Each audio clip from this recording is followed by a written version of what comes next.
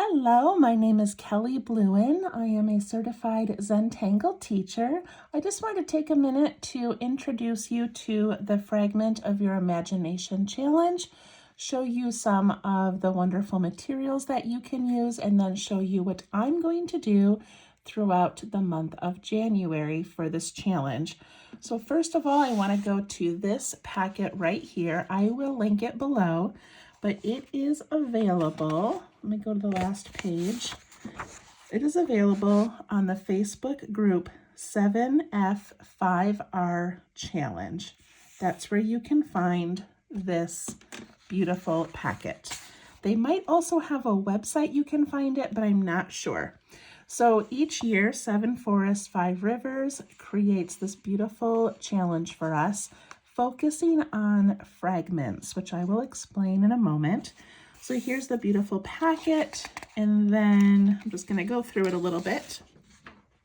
Here it talks about Zentangle, it talks about Reticula and fragments, and about the seed fragment.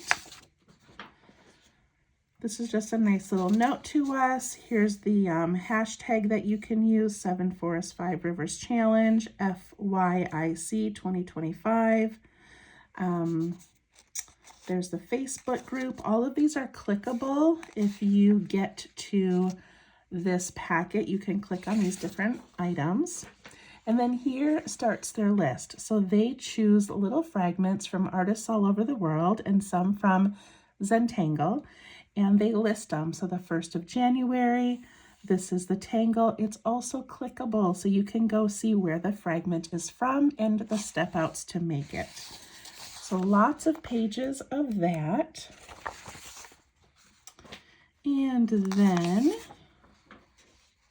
here is the artist that put this together. Love it. Reticulum, strings, and other happy things. Then they have made some beautiful handouts. This is a wonderful practice page.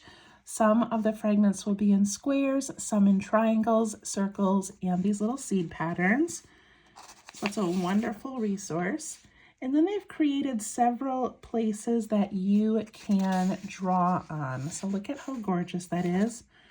Fragment of Your Imagination Challenge 2025. Here's another one that you can draw. You can put fragments inside these areas. You can tangle around them. And they just have several different options for you. So let me just kind of go through here, show them all to you. What a great resource. Okay, so I highly recommend you downloading this, printing it. I believe there's also ways to donate to the group that has created this. So if you want to make a little donation for all of their hard work, that would also be amazing. Okay, then I want to take you to the Zentangle Primer. I think some people call it primer. I say primer. Volume 1. This is the very first Zentangle book I ever purchased. It is my favorite. It is a treasure if you do not have it. Look at how gorgeous it is. Okay, and I wanted to show you this page because I got to meet Rick Roberts and Maria Thomas, and look at Maria's calligraphy. She wrote my name and they signed it. I just wanted to show that off for a moment. Okay, I'm gonna go in here. So this chapter right here, this lesson talks about reticula and fragments. What are they and how to use them? Look at the beautiful artwork. I should link this book below as well. Okay, so I'm going to read to you for a moment. What are reticula and fragments? We enjoy the interplay of grids and the meta patterns that adjacent or nearly touching elements create, such as nearly touching triply tangles. We enjoy watching different meta patterns appear as we change the orientation or rotation of adjacent tangles. As we cultivated this new approach to creating tangles that begin with a grid, we looked up the meaning of grid. It is defined as a network of lines that cross each other to form a series of squares or rectangles. This adequately describes the classic checkerboard shape we often use. But what about the other structured lines that don't fall into this definition of a grid? Lines that, when combined, create stripes, trapezoids, or triangles. What about circles, ovals, or spirals? What about radiating structures? In our quest for the most descriptive word, we found reticulum or reticula. We liked the sound of it, and its definition was a perfect fit, a fine network or net-like structure. So that is reticula or reticulum. Then it says you already know how to draw a basic square reticula. You drew it when you tangled floors and bales. You know how to draw triangles, as in Tripoli. And then it said, we decided we needed a proper title for those delightful elements that fill the spaces of a reticula. So we knighted them with the title Fragments. So the fragments are the little pieces inside the net-like patterns. Isn't that great? Then they have examples. They talk about how to use them. And then they have this resource page just filled with all different fragments. They're so amazing.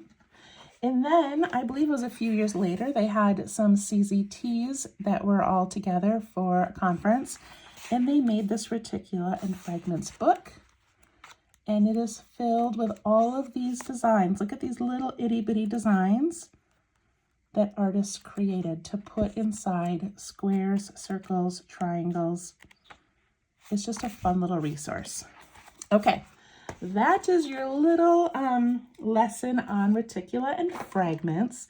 I'm going to show you what I did last year. So last year I had these available. They will be available again. You can find them on my website, which is Mins of Zen, MINSOFZEN, minsofzen.com, under downloads, and it's free. And what I did last year was I cut each one out, and then each day I tangled inside the reticula. Isn't that so cute? Then I cut them out, wrote the names on the back, and kept this as a little collection that I throw into my pencil bag. And then I just made a little cover using the cover of last year's packet. So this year I have the same thing, and I print mine out on cardstock, and I can link the cardstock I use below, but truly any thicker paper will work. It is not the same quality as using a Zentangle tile. These are so thick and have a little bit of a roughness to them. They're just beautiful, but for this, I don't mind just doing it on the white cardstock. Okay, so I have pre-made grids for you. You do not need to use these. There are so many ways that you can go about this challenge. You can just doodle them in your books. You can make a large tile or an opus tile and fill it with all the shapes.